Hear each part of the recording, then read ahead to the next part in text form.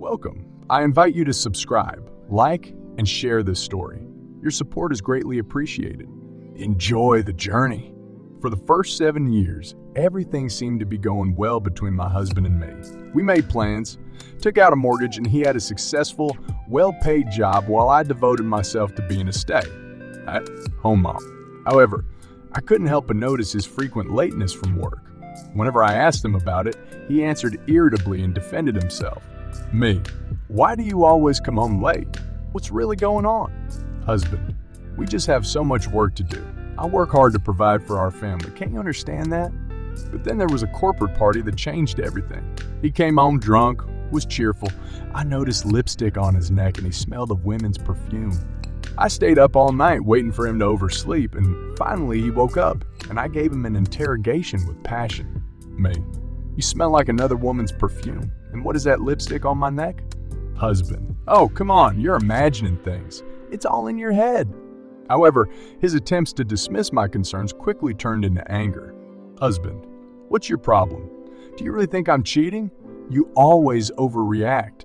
He began to give a series of weak excuses that looked more like a desperate attempt to justify his actions than genuine explanations. There was neither substance nor weight in his arguments. Husband: you ignore me, paying all your attention only to children. You push me away and we only have sex once a week. By the way, about sex, I would be glad more often, but when he comes home from work at 2 in the morning and I'm asleep, I somehow don't have time for love joys. I decided to give him an opportunity to express his opinion, hoping that it would bring him a kind of catharsis. Me: come on, say whatever you need to say. He kept talking, unloading his thoughts as if it could free him from any wrongdoing.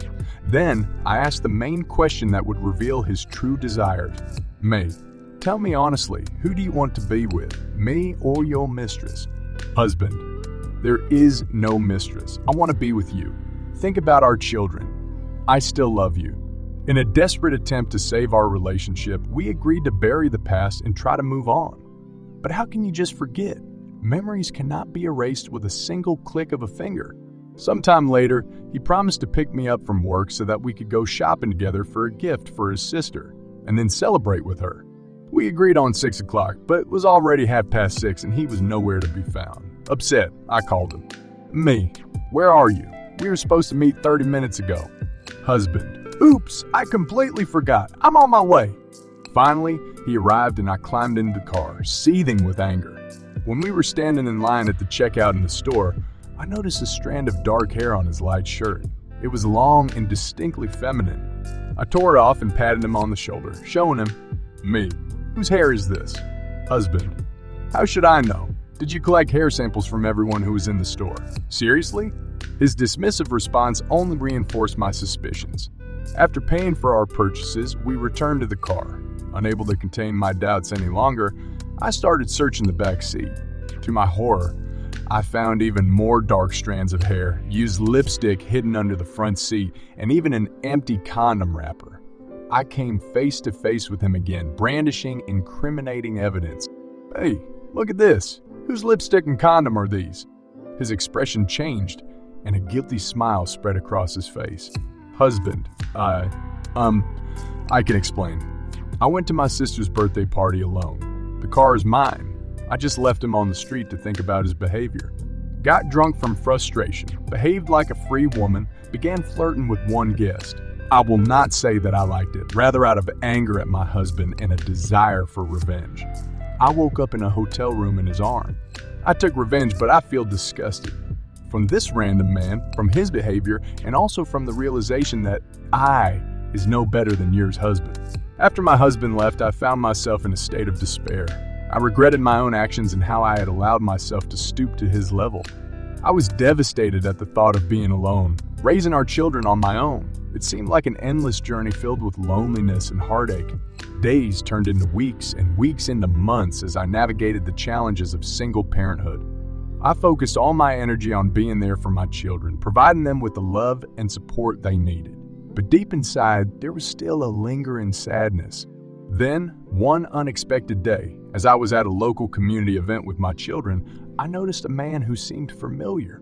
It was the same man I had heard about, a single father who had gone through a similar betrayal. He was raising his children alone after his wife had cheated on him. Our eyes met, and in that moment, I saw understanding and empathy mirrored in his gaze. We struck up a conversation, sharing our stories, our pain, and our determination to create a better life for our children. It was as if fate had brought us together, two wounded souls seeking solace in each other's presence. Over time, our connection deepened. We discovered that our shared experiences had forged a unique bond between us. We understood each other's pain and supported one another in ways no one else could. Our children formed a strong friendship. We rebuilt our lives, creating a blended family founded on love, trust, and resilience. Our children thrived in this newfound environment, witnessing firsthand the power of forgiveness and the resilience of the human spirit. We vowed to create a future filled with love, understanding, and unwavering commitment. We knew the road ahead wouldn't be easy, but we faced it hand in hand, knowing that we were stronger together. In finding each other, we discovered the true meaning of second chances. We learned that love can emerge from the depths of heartbreak, and that the wounds of the past can ultimately lead to the most beautiful and unexpected blessings. So, in the end, what seemed like a lifetime of loneliness transformed into a journey of hope, redemption, and the rekindling of love. We embraced the imperfections of our lives, cherishing the lessons we had learned along the way. And together, we built a new chapter filled with joy, laughter, and the enduring power of a love that had conquered the darkest of days. In the years that followed, my ex-husband remained a distant figure in our lives. The children grew older, and I made a conscious decision to be open and honest with them about their father. I didn't fabricate stories like saying he had passed away or disappeared. Instead, I shared the truth, sparing no details about the circumstances that led to our separation. As time went on, our children found a new father figure in their lives. While he wasn't their biological father, he embodied the saying, "The father is not the one who gave birth, but the one who brought up." He embraced them with love, care, and understanding, filling the void that my ex-husband had left behind.